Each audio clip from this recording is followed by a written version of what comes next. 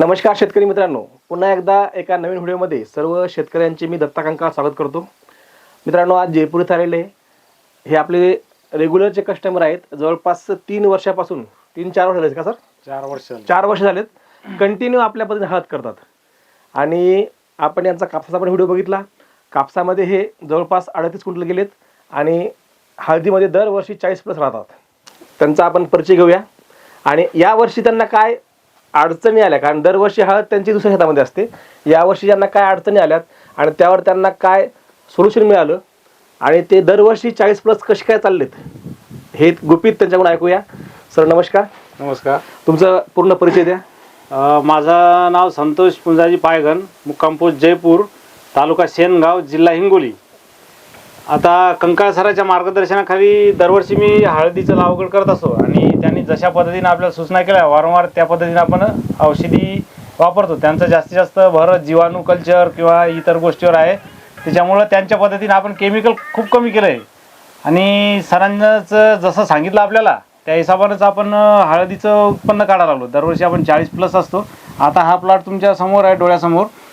आता आपण तिथं 10 ते 12 बेड काढले. जवळपास ते टाल्यानं आपण पूर्ण फुल भरून जाळी लेवल म्हणजे त्या साध्या पट्टी लेवल जर टाली भरली तर 3.5 टाल्या हळद निघली त्या 10 ते 12 बेडलाच. आणि बेडाची लांबी 225 फूट आहे.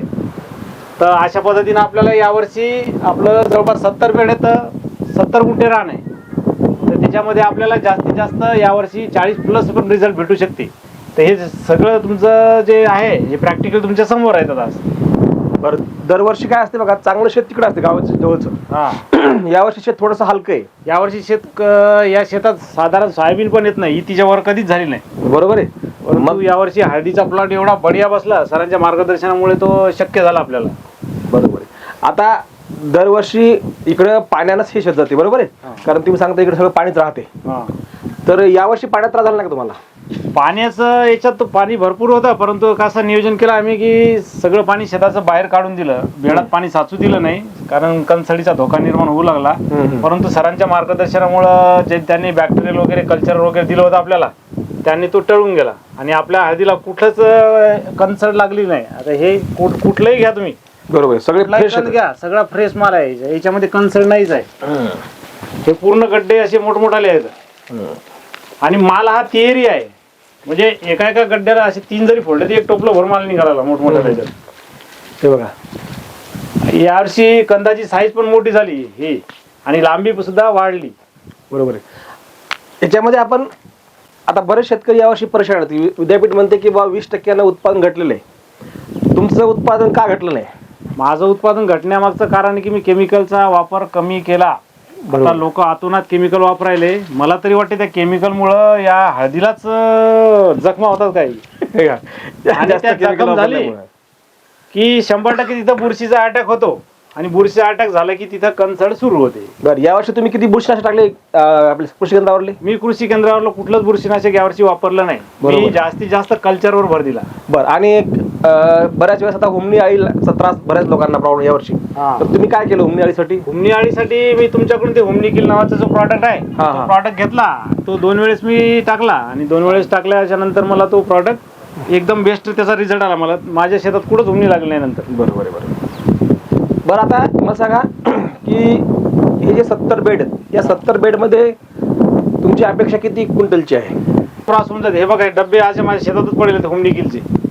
हुमणी किल वगैरे माझं दरवर्षी राहते. यानं काय होते की आपल्याला हुमणीच लागत नाही. हुमणी नाही लागली की झाडाची वाढ भरपूर प्रमाणात चांगली होती. बिलकुल. या सर्व प्लॉटला रासायनिक खत आणि शेणखत किती वापरलं तुम्ही?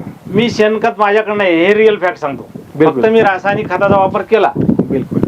आपण शेड्यूल मध्ये सांगतो त्या पद्धतीने रासायनिक खत वापरली, पण शेणखत नाही. आता बरेच जण म्हणतात जर शेणखताशिवाय अशी हळद येत नाही. तुमचं काय म्हणणं? नाही, तसं काही नाहीये. आपल्याला वेळोवेळी जर आपण NPK किंवा मायक्रोन्यूट्रिएंट जर दिलं वेळेनुसार, त्याला गरजेनुसार, जेव्हा ज्या अवस्थेत जे पाहिजे त्या अवस्थेत जर दिलं तर 100% शेणखताची गरज पडणार नाही. आणि जास्तीत जास्त शेणखत वापरणाऱ्या बुरशीचा अटॅक यायला लागला असे म्हणतात. बरोबर आहे, ती प्रोसेस वेगळी आहे. जे शेणखत वापरतात, जे अर्धवट कुजलेले शेणखत वापरतात, त्यांना 100% बुरशी लागते. हा असा आमचा अनुभव आहे. आम्ही त्यामुळेच काय करतो, उन्हाळ्यामध्येच आम्ही त्या कल्चर करून त्याला पूर्ण डिकम्पोज करतो आणि नंतर टाकायला लावतो. 2 एकरी 2 टोळ्या जरी आपण टाकल्या तरी सुद्धा खूप चांगली रिझल्ट येऊ शकतो. एका 2 ट्रॉल्यामध्ये आम्ही जवळपास 40 ते 44 क्विंटल प्रति एकरपर्यंत गेलेलो आहोत. त्यामुळे जास्त शेणखताची गरज नाही. तुम्हाला जास्तीत जास्त जीवाणू वापरायचे, कारण जमिनीमध्ये सगळं आहे, जमिनीतलं उपलब्ध करून देणारे फक्त जीवाणू आहेत आणि ते जर तुम्ही वापरले तर 100% रिझल्ट हा 40+ येतो. आपले जवळपास 700 प्लॉट येतं, त्यापैकी जवळपास 200-300 प्लॉट असे आहेत की ते 40+ येतं. सगळे जाणार नाहीत, कारण सगळं एवढं सोपं नाही. पण ज्या व्यक्तीचं, ज्या शेतकऱ्याचं 100% शेतीकडे लक्ष आहे आणि आम्ही जे सांगतो त्या पद्धतीने करतात, त्यांना आपलं यावर्षीचा रेकॉर्ड ब्रेक आहे की 40+ आहे. बरोबर आहे. तर त्यांच्याच गावातले नागेश भाऊ येतं, यांचा किस्सा असा आहे की यांनी गेल्या वर्षी आपल्या पद्धतीने काहीच प्रोडक्ट घेतले नाही, पण त्यांच्या अगोदर त्यांनी प्रोडक्ट घेतले होते. तर दोन्हीमधला काय फरक आहे हे त्याच्याजवळ ऐकू आपण. नागेश भाऊ नमस्कार. तुमचं नाव सांगा आणि तुम्ही याच्या अगोदर तुमचा व्हिडिओ पण आलेला आहे आपल्या युट्यूब चॅनलला. तर काय दोन्हीमधला फरक काय वाटला? गेल्या वर्षी प्रोडक्ट नाही घेतले काही कारणास्तव. माझं नाव नागनाथ दत्ता काटोळे. तर आपण फरक जे असं आहे की तुमच्या मार्फत जे प्रोडक्ट घेतले होते ते प्रोडक्ट असा असर होता, भरपूर त्या साली मला 40 क्विंटल हळद झाली. बरोबर आहे. गेल्या वर्षी मी तुमच्या संपदातून कटलो होतो. बिलकुल. हा. तर या वर्षी आपण पुन्हा तुमच्याजवळ ते बरेच काही प्रोडक्ट वापरलेले. बिलकुल. माझी हळद आता काढायची राहिलेली आहे. काढल्याच्या नंतर आपण पुन्हा एखादा व्हिडिओ घेऊ. बिलकुल. तर काय फरक वाटला जेव्हा तुम्ही माझे प्रोडक्ट वापरले नाही, बाहेरचे प्रोडक्ट वापरले आणि माझे प्रोडक्ट वापरले, काय फरक वाटला तुम्हाला? फरक तर भरपूर होता. त्या गेल्या वर्षी असं झालं की 27 क्विंटल हळद झाली मला एकरी. बरं. आणि त्याच्या अगोदर आणल्या साली मला 40 क्विंटल हळद. बिलकुल. यांचा असा अनुभव आहे की यांचं बांधकाम चालू होतं आणि बांधकाम चालू असल्यामुळे थोडीशी पैशाची अडचण, आपण काही उधार देत नाही बाकीच्या कृषी केंद्रावाल्यांनी, नगदीचाच व्यवहार असल्यामुळे त्यांनी म्हणले बा माझ्याकडे पैसे नाही आहेत, मी नगदीचं नाही घेऊ शकत, उधारीत घेतो, पण यावर्षी तुमचं काही वापरणार नाही. त्यांना एकूण 27 क्विंटल हळद झाली, त्याच्या अगोदर 40 क्विंटल झाली. त्यांचा व्हिडिओ पण आपल्या युट्यूब चॅनल आहे. बरोबर आहे. म्हणजे त्यांची जवळपास 13 क्विंटलचा लॉस झाला. जेव्हा यांनी आपले प्रोडक्ट वापरले तेव्हा यांना एकरी 40 क्विंटल उत्पादन झालं आणि गेल्या वर्षी जवळपास 13 क्विंटलचा लॉस झाला. म्हणजे आज 1,30,000 रुपयाचा लॉस आहे. बरोबर. बरोबर आहे. एक तर बांधकामात पैसा गेला आणि इकडे सुद्धा पैसे कमी झाले. बघा, आपण जे प्रोडक्ट उधार घेतो, नको ते प्रोडक्ट दिले जातात.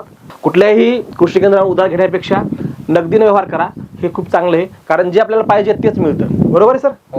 यावर्षी तुमचा काय विचार आहे? यावर्षी तर चांगलाच आहे, कारण की हळद मस्त आहे. बरं. आता किती एकर तुम्ही हळद करणार आमच्या पद्धतीने? तुमच्या पद्धतीने यावर्षी 3-3.5 एकर हळद करायची. बिलकुल.